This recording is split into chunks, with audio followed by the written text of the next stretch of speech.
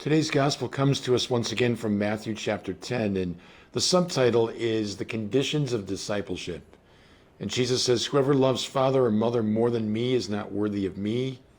Whoever does not take up his cross and follow after me is not worthy of me. Whoever finds his life will lose it. Whoever loses his life for my sake will find it." There we see the radical nature of the gospel call to discipleship, that if the Lord is truly the center of our lives, if he is the absolute value, if he is the most important person in our lives, then every relationship, every value,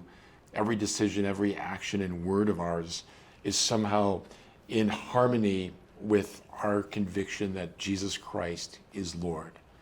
So if we set our hearts on the Lord as our compass, as our lodestone, as our North Star, then everything falls perfectly into place. As we make these great adjustments with Into the Deep throughout the diocese, I encourage all of us just to keep looking at Jesus Christ,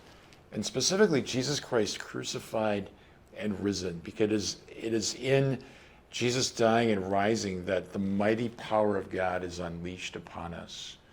And so the more we cling to Christ, the more we are attached to him, the more open and flexible we will be to needed changes in our lives, that we don't absolutize structure, we don't absolutize a particular way of doing something, that the Lord calls us perhaps out of some of our comfort, perhaps out of our complacency, out of our familiarity, to embrace something new in order to keep our confidence in the Lord fresh, to trust in him with a renewed vigor, and to embrace the task of evangelization and of living the faith